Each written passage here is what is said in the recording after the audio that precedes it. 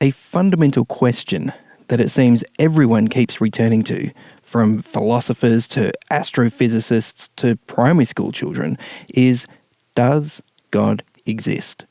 Sven Östring is a pastor and engineer who has spent decades of his life puzzling through this question and many more like it.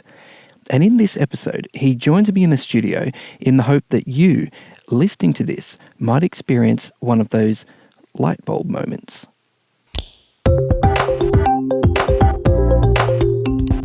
This is Signs of the Times Radio with Kent Kingston.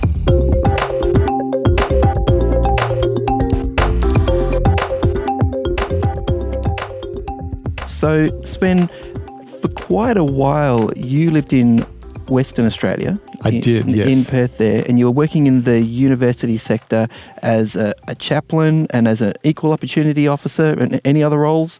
Yes, so my role at Curtin University in Western Australia was what they call the multi-faith officer role, which is a bit of a mouthful. But effectively it was the chaplaincy coordinator. So I worked with all of the chaplains from all different faiths. So we had Catholics, Anglicans, we had Muslim chaplains, we had a Hindu, Buddhist, Seventh-day Adventist, Baha'i, just an amazing range of people. And my job was to be their liaison officer, I think is the best way to describe it, with the university to support their needs and particularly, of course, the needs of the students. I mean, that's why we were there. Yeah. And there was times where I needed to dialogue with the university about the opportunities and the needs that the students had in terms of exams, sometimes graduation, things like that. And yeah, it was just a really amazing role. I developed a real appreciation for all of these different faiths, in particular Islam. I got to go to their Musalla and Ramadan. Yep. Musalla is like their prayer room. Oh, okay. So not an actual formal mosque, no, but a prayer room. Okay. Yeah. So a mosque or a masjid is a fully fledged place of worship. A Musalla is a prayer room, it's more like a chapel in Christian kind of terms, where it's not maybe like to the full extent of a church, but still a place where you can go for reflection, to listen to the Quran being read. Yeah, it was an amazing experience over at Curtin University. Wow, there you go. So that would have been an interesting environment to be in, because the tertiary sector in Australia, or across the world really, is famously secular and sometimes quite anti-religious in some of the discussion that comes out of there. How did you find, focusing on faith issues in that environment, and where did students fit into that mix and that intersection? Certainly universities are proud of being secular. And that means that the university itself doesn't have any faith commitments. So a state university is not Catholic or Anglican or any other particular kind of faith. But you do get people like Richard Dawkins and others like that who are very evangelistic, shall we say, in their atheism, their secular worldview. But on the whole, what you find at universities is an openness to respect and to acknowledge that people do have different faiths and different faith choices as well. And so while the university itself may not be pushing or defending a particular faith, they certainly welcome people of all different types of faith. And in many ways, that's quite a unique and fascinating environment to be in. Okay. Do they welcome them in the academic discourse, or do they just welcome them, well, you can be a person of faith so long as you keep it to yourself privately and don't bring it into your work? Yeah, certainly. It's a little bit more that sort of like, we'll let you be in this environment, we'll let you study in this environment, but don't push your views necessarily. There's a little bit of a kind of like, resistance there. Exactly. That's the word to use. But what I do find, moving to the students, like what you were saying, is that students at universities go to university with this idea that now is the time that I can explore all of the different worldviews. And, for some people who might have grown up in a family of faith, that can be a challenging idea for the parents. But for the students, it's an opportunity to actually explore something new. And I feel that that's really valuable. It's a time where you can say, hey, look, do I really believe in the Bible, for example, or the Quran? And so this openness, I think, is a unique opportunity that allows us to really understand who we are, why we're here, and maybe there is a God who really loves me and cares about me and is thinking about my future. Well, I was going to ask about that because, of course, a lot of students in Australia would have grown up in families that they might be nominally Christian, but really there hasn't been a lot of active faith in their home. So they're, for all intents and purposes, agnostic. So are they also open when they come to university to perhaps look more deeply into issues of faith than perhaps their parents did or they had previously? I think there's two kind of categories of students, and one would be a student who has gone to one of the mainstream Christian schools, so Catholic or Anglican, or Anglican, that kind of thing. And what I have found is that often those students have tended to feel that they've had a taste of Christianity and that they are not really convinced. They're not really... They've been inoculated against it perhaps, but... Yes. When you're vaccinated, you get sort of a weakened form of the actual virus or whatever, and you develop this resistance to it. Yes, and it's funny that you should say that because one of the chaplains at Curtin University said exactly that. And he said that it in some ways can sort of weaken your interest. But what I find for other students, often who've maybe gone to state schools or even have gone to a Catholic school, but they never really got involved in the Christian side of it, when they go to university, they're really open to talk about the ideas. I mean, if God exists, hey, that's really neat. That's really cool. So in many ways, I'd say the key is that the university allows an individual a pathway of exploration, and that is a really good process to go through. Okay. Well, look, you've mentioned that pretty vital fundamental question, Sven. Does God exist? And that is one that has, exercised philosophers and scientists and all kinds of people for decades, centuries, millennia even. What are the different ways of approaching that question? I mean, I think I just mentioned philosophers and scientists, so that those are two ways. One way is to say, well, I just believe. It's a basic belief that I have, and I just work my life from that principle kind of thing. I never question it. It's just an underlying assumption. Underlying assumption kind of thing, and you can certainly do that. I guess the challenge is that with that type of approach, you say, well, does that mean I could accept anything? And Richard Dawkins has actually said, is Christianity like you wake up in the morning, you look in the mirror, and you swallow really hard, and you believe 6 impossible things before breakfast, and God exists as one of them, and it kind of it can be like a good foundation, but there's also this sense, well, what if it was wrong? What if one of those impossible beliefs was actually a fairy tale? Well, it's a pretty important fundamental thing that perhaps we shouldn't be taking for granted, which is why I guess I'm asking, how do people, once they've decided, I'm not just going to take this for granted, how do they go about exploring it? Yes, and I think that's where we can come from a number of different perspectives. One is the scientific perspective. And say, well, okay, let's explore the evidence that we have and push it to the limit and find out, well, does God actually exist? Now, it is very important to recognize that science itself does not make assumptions with regards to the existence of God. It actually it assumes that we can find natural laws, that miracles haven't occurred in that process.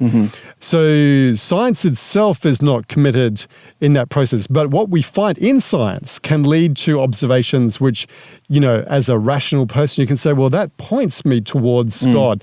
And I guess a couple of ones which are really valuable is, number one, that science has discovered that the universe had a beginning. Now, this was not always known. Greeks thought that the universe had existed for all eternity. Ancient Greeks, you mean? Ancient Greeks, yes. Ancient Greeks, yes. Yeah. And so it was a startling discovery to find that the universe had a beginning, and this points to the fact that there's a cause for the universe. And when you think about that, you go like, wow, what kind of cause could bring a whole universe into existence? A powerful cause, a cause which is outside space and time, a cause which has the power of choice to bring this particular universe into existence. And so suddenly you come to this creator, this cause for the universe, and that's a good reason to believe in God. Now, there's another one looking at the universe, which is what they call the fine-tuning of the universe. And cosmologists have discovered that there's a number of particular constants in the physical equations. For example, like the gravitational constant, so the big G. And it's not too strong or too weak. It's just right on this finely tuned balance in terms of the value. Like Goldilocks breakfast. Exactly.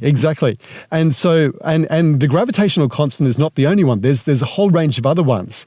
And what it points us towards is that it points us to the reality that someone actually set up this universe, finely tuned this universe. It suggests design. Yeah. Correct. So that's a kind of neutral scientific discovery, which then we as rational beings can go, well, that's leading me towards God. And you can do that from science. You can also do it from the perspective of philosophy. Which is what you pretty much did in your article that appears in this month's Signs of the Times. You looked at the question, who made God? And you looked at a few scientific perspectives about this. Yes. So, sorry, go on. Yes. And so you can look at it from a scientific perspective, the evidence. Then you can also look at it from a philosophical perspective. So you can actually study the very, very nature of reality and the nature of God. And that's so another... it's sort of working things through via a process of logic. Correct. Like asking questions like, why is there something here rather than nothing? Correct. How is it that I am aware of this is like Rene Descartes, I think, therefore I am, that sort of stuff. I must exist because I can imagine myself. Yes. Something's going on in my head. Yes. Yeah. And you ask the question, well, why can I think? Why would I trust my thought processes? So it gets pretty deep, but it's really fun as well. And then there's the other alternative is that you could go to the Bible or a religious book like that and search through and find out more about God from that source as well. And that's a legitimate way of doing it too. Well, is it? Because I guess a lot of people would say, well, if you start with a book of fairy tales, of course you're going to prove that a fairy tale is true. How would you see starting with the Bible as a legitimate way for a contemporary 21st century person to even ask the question, is there even a God, or what sort of God is he or she or it? Well, you have to dig deeper into, take the Bible, for example. So you have to say, well, if it's a fairy tale, then it would have no connection with reality, in particular, the reality of the past. But what we do find is that when we go to the Bible and start to compare it with history, in particularly archaeology, we find that there's literally thousands of points at which it is confirmed. So our confidence, our trust in the Bible builds. Okay, I see what you're saying. But there's another area as well, which is the whole area of prophecy, which is a fascinating one too. It's great for, people who are really rational, because Bible prophecy you're talking about? Yeah. So you find that about a quarter of the Bible is prophecy about the future. And that gives you a very analytical way of determining, is this actually true? Because you look at the prophecy, you compare what's happened and say, well, do they actually match? So that's another way of doing it. Then there's another approach to exploring the reality of God, and that is the experiential aspect as well. So can I experience the presence and the power of God in my life as well? That's an interesting question, because you hear people say, oh, look, this is the postmodern era, and people don't care about rationalism and what experts say anymore. It's all about my truth is as good as your truth, and I'll just form my own eclectic belief based on the things that I pick up and the things that appeal to me. Is experience, or your instinct, or like really a good guide to answer questions like this? Or on the other hand, should we just forget about rationality and go with our gut? I think experience is a very valuable way of determining what is real and what exists. So, the whole postmodern kind of approach to understanding truth is very it's actually reasonable in terms of, if you want to find out if you enjoy Thai food, well, instead of just reading about it in the books, go and find out for yourself. And that is actually a scientific approach because, the people back in the ancient Greek time, Plato said, well, we can just think through ideas, how many teeth are in a horse's mouth and that kind of stuff. Whereas Aristotle came along and said, well, let's go out and find out for ourselves, experience it for ourselves. And so I would say, I definitely try out what God is like, what he can do in your life. It's a very valuable thing to do. Now, that's not putting aside rationality, it's not putting aside reason, but it's making it personal, making it, trying it out for yourself. And I think that's a very valuable thing. So for me, I'm the person where I say, well, let's not limit our options. So let's explore the philosophy, let's explore the science, let's take a look at the Bible too, or even the Quran, and then experience the reality of God for ourselves as well. Okay, and you sort of did that in your article that you wrote for us in Signs of the Times, looking at who made God. It's a tricky question and one that a number of people have looked at. And you did look at it from a philosophical point of view and also from a biblical point of view. And you told a really cute story about your son there too, but our readers will have to check that out. But what is the fundamental problem that people come across thinking about God, where they feel like this question, who made God, is somewhat of a zinger, a bit of a trump card, Yes. It can sort of stump you. What is it about that question that gets people, like grabs people? Well, because, of course, people of faith, Christians or Muslims or Jews or another faith, will say to a skeptic or a secular person, well, one of the key things is that God made the universe. He was somehow involved in creating life. And so it's this idea that, well, there's that design argument that you were talking about before. But then, if you go around and you say, well, who created the planets and the universe, and your answer is God, well, then if you keep thinking that through, and then you say, well, hang on a minute, well, who made God? And so, because everything we know, everything we see around us has a beginning. Yes. There's some instigation, there's some cause. Yes. And so the concept there is really that if you always have the answer, well, God made this, God made that kind of thing, and the challenge that the question who made God is really saying is, well, why don't you explore deeper? What if God is not the ultimate kind of cause of reality? What if there's somebody behind God? And what would that mean? And of course, for Richard Dawkins, in his book, The God Delusion, he sees that as the central issue. God designed life, God designed the universe. Well, who designed the designer thing? And for him, he says, well, that introduces a logical problem because if you allow God to be the designer, then you need a designer for the designer, and you end with this infinite series of designers that goes back forever. And well, that's just too hard. It's logically impossible. So let's just ignore the whole question of who was the designer. I've got to say, when I hear that question, my initial reaction is, okay, well, as you said, science has shown us that the universe, began somewhere. The Big Bang is a fairly popular theory. I understand it's been debunked or questioned in various ways, but let's go with the Big Bang for now. So what caused the Big Bang? Yes, exactly. What caused that singularity, to exist that then expanded to form the universe that we have today?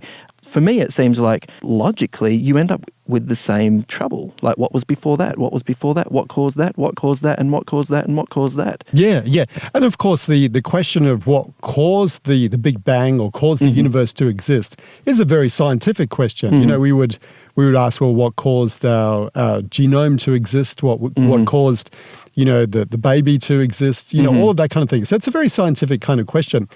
How we can resolve this question is this. is that effectively, imagine you've got a series of dominoes standing up. I'm not sure if you've ever played that game. Love it, yeah. But you've got those dominoes, you line them all up, you go all around the living room as far as you can. And of course, the goal is to watch them, you kick off the first one and then you watch them collapse. And of course, if one fails, then it's a bit disappointing. But if it all goes, it's just amazing.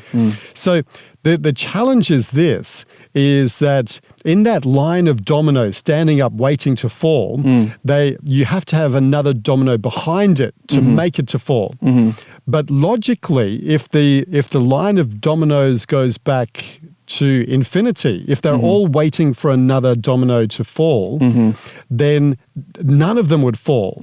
So even if they're in a circle, like there still has to be some motive force somewhere that intercepts the circle at some point, interrupts it, and kicks off the sequence. Correct. Yeah. So somewhere you have to have an end point where somebody kicks off that line of dominoes, they start falling, and you watch it go. And furthermore, all the dominoes have to be lined up in a row in a way such that they will hit one another. That's correct, yes. So the point is that there must be a person like yourself playing the game who causes the game to start. Otherwise, the game would never get going. And that's exactly the same with God. So we've got all of these things around us that we can see, well, hey, they depend on something else in terms of to be caused, but we have to arrive back, as Aristotle said, to an uncaused cause, the unmoved mover. And that leads us to God himself. And so in response to Richard Dawkins, logically, we have to arrive at someone who is the cause of the universe, who didn't have a designer, who wasn't made, and that is God himself. Okay. Well, Sven, you're obviously a very intelligent guy, PhD, yada, yada, yada. You can explain this to me. It makes sense from you, but you're saying you believe in the Bible. Does the Bible take that intellectual approach to tell us that God is an uncaused cause and things like that? Like, is it even consistent with what you're saying, or are you just making this up because you're a super smart guy? No, absolutely. And this is the amazing thing, is that many people think, oh, well, the Hebrews were living in the Bronze Age and they wrote fairy tales about shepherds and simple angels, farmers. simple farmers, hunter-gatherers kind of thing. But the amazing thing is this: when we go to the Bible, we find that these deep philosophical, logical truths are actually there, because in the Bible, in Isaiah, God actually says, through the prophet Isaiah, he says, I am God. There was no God before me. There's going to be no God after me as well. And so the Bible gets it right. The idea of infinity is sort of there. Yeah. Yes. Nothing before me, nothing after me. That's right. From everlasting to everlasting, I think the old school like KJV version puts it. Yeah. Yes, exactly. And so in response to that simple question, who made God, there's a simple answer. No one made God. He is simply an uncaused cause. He's an uncaused being. And that's what makes him God. And I think you raise a really interesting point in your article where you say, well, we can't call God the supreme being if something else created him. That's correct. Because then that thing that created God would be more supreme than he is, which that's not supreme anymore. Supreme, the definition of supreme is over everything and more powerful than anyone. Yeah. Yes, and that's the incredible thing, is that God is different from us in so many different ways. So, for example, you have a mum and dad. There was, if we roll back the film of time, the movie reel, so to speak, there'd be a point which you didn't exist. But for God, he has always existed. He's uncaused. And he's not only uncaused, he's all powerful. He knows everything that's true. He's also morally perfect, and he's all loving as well. And when you think about a God like that, you think to yourself, I wonder if that God would actually want to get to know me. And that's the beautiful message of the Bible, is that the God, the creator of the universe, who had no beginning, has no end, no cause, actually wants to get to know you personally. So much so that he would he would come into this world in the person of Jesus. And that just blows me away. Wow. Well, look, listener, if you're interested to know more about this, please do check out the June edition of Signs of the Times. Sven's article is there, Who Made God? But just in the few minutes before we finish, Sven, I'd like to talk about a project you're currently involved in, which is a video series called I Am. And again, this is aimed at the similar age group that you've been involved with, for quite a number of years, and that is the young adult. So tell us about that. Yeah, so we recognise, just as I mentioned earlier in the interview, that that young people are open to explore spirituality if it makes a difference in their lives and the lives of their friends. And so we wanted to take that and give an opportunity for you, if you're a young person, with a group of friends to explore what faith is really like, if God does exist, and the teachings of Jesus as well. And so we've been working really hard with the Adventist Media team here to produce a series of videos. They're about 15 to 20 minutes long, so they're not too long. But what you do is you grab the videos from Vimeo, download it from the internet. We've got a participants guide, a really well-designed little book. And as a group, you can just journey together. Now, we're doing a pilot study of that at the moment, but it's going to be rolled out all around Australia and New Zealand. Okay, all right. Now, the video series, I mean, the way you describe it makes it sound like it's a bunch of people, sitting in a room talking through philosophical issues. But from what I've seen of the trailer and things like that, a lot of it's outdoors, and there's like abseiling and surfing and, sort of active and outdoors and fresh. And yes. Yeah, it's really on location. So just like you said, so it's not just a kind of talking head kind of scenario, and it really gets deep. It goes to personal issues. People exploring the heights of their professions, for example, and does that really make them happy, or is there more to life? So when you've set all these goals in your life, you've achieved them all one by one, and you get to the end of it, and you think, well, heck, I'm only 32 now, and what next? That was all I was hoping for. I've now done it. Yes. It's all feeling a bit meaningless. Or what if you got caught up with a drug cartel in a country and you became one of the top dealers, making $1 million a year? Can God actually make a difference in your life? Wow. And so that's what the series is about. So yeah, it's open for people to use and to explore, to journey with friends through this. And if you want to join a group, you can definitely do that. We'll have locations and or you can just form your own group and go through it together. Okay, have you got a website set up for that? Yes, we're just about to launch it. It's pretty much all there. iam.org.au. Okay, there you go. iam.org.au. So that's just IAM. That's correct. .org.au. Yes. Well, that sounds great. And right at the moment, you can see the trailer on that, and then we're going to be kicking off with an online shop and all of the videos and a bit of background about the three presenters, and just find out whatever you want to about the series. Oh, that's great. Hey, thanks very much, Sven. I really appreciate you coming into the studio to tell us about that, and also for writing the article for us. Would love to have you back in again, and would love to see you writing more articles in Signs of the Times in the future. Sounds great. Look forward to it, Kent. Today's episode was based on an article appearing in this month's Signs of the Times magazine. A subscription is just $26 for 11 issues a year.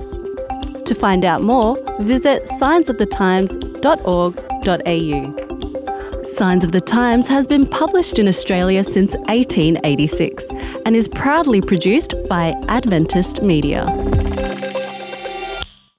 This is an Adventist Media podcast.